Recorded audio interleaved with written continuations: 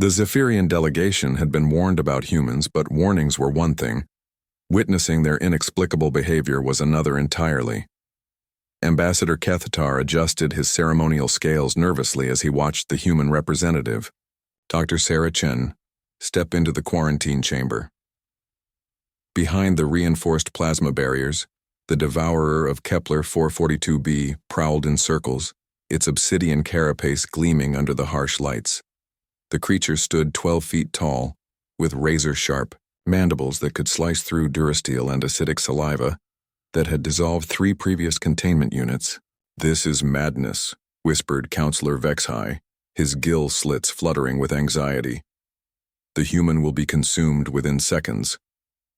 The assembled galactic representatives, Zephyrians, Altarians, and Centauri, watched in horrified fascination as Dr. Chen approached the barrier controls. The Devourer had been terrorizing trade routes for months, destroying 17 ships and consuming over 300 beings from various species. Every military force in the sector had failed to stop it. Weapons couldn't penetrate its adaptive armor, and its intelligence made conventional traps useless.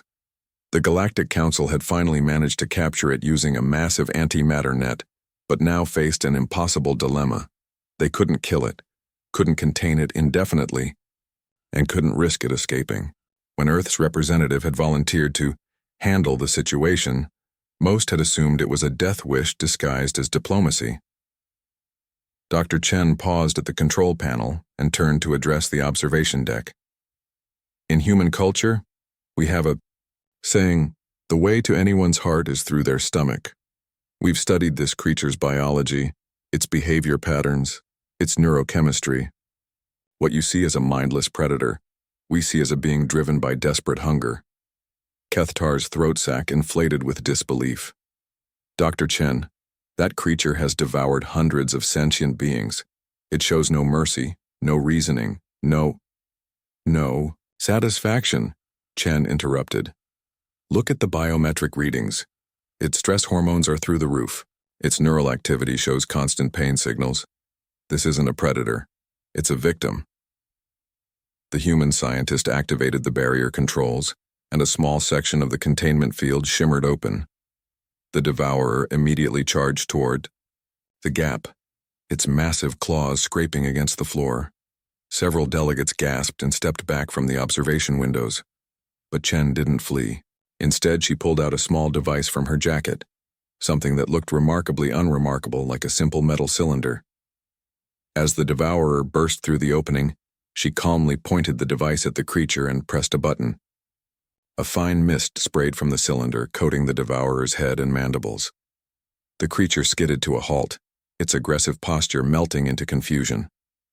It sniffed the air, then made a sound none of them had heard before, a low, almost musical hum. "Synthetic pheromones," Chen explained, walking slowly toward the massive creature, "combined with concentrated nutrients that its home planet's atmosphere used to provide.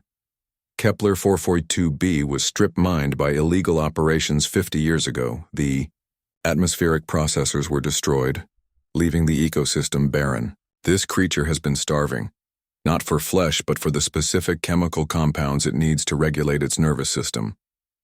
The Devourer lowered its great head, and Chen reached out to touch its carapace. Where her hand made contact, the obsidian surface began to shift, revealing iridescent patterns of blue and green, colors that spoke of health and contentment.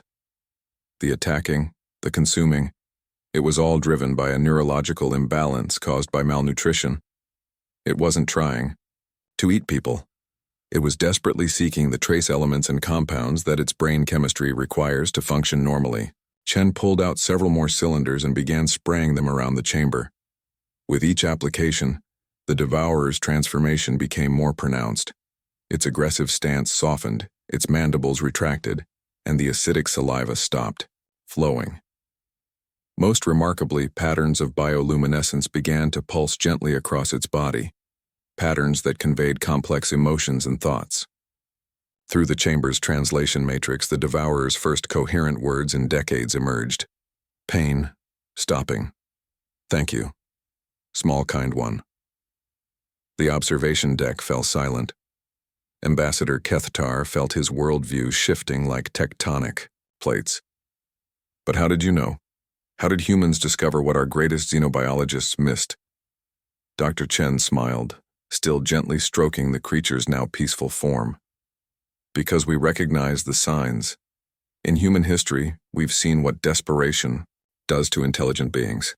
We've watched civilizations collapse, watched people do terrible things not out of evil, but out of pure survival instinct. We learned to look beyond the violence to the underlying cause.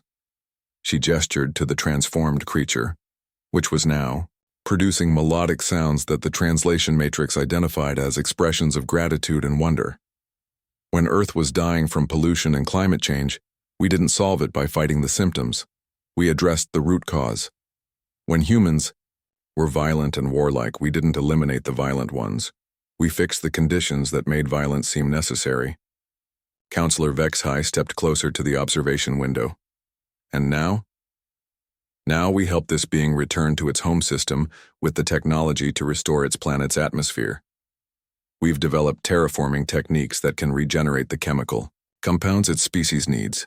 Within 5 years, Kepler 442b could be habitable again. The Devourer, no longer a devourer at all, looked up at the observation deck with what could only be described as hope shining in its compound eyes. The galaxy sees a monster, Chen said quietly. Humans see a refugee who just wants to go home. As the assembled delegates watched the creature's peaceful interaction with the human scientist, they began to understand why Earth's species had risen so quickly in galactic affairs. It wasn't superior technology or military might that made humans formidable. It was their inexplicable ability to see potential for redemption in the most hopeless situations. And perhaps, Kethtar thought, as he watched Dr. Chen share her food, rations with the grateful creature, that was exactly the kind of strength the galaxy needed.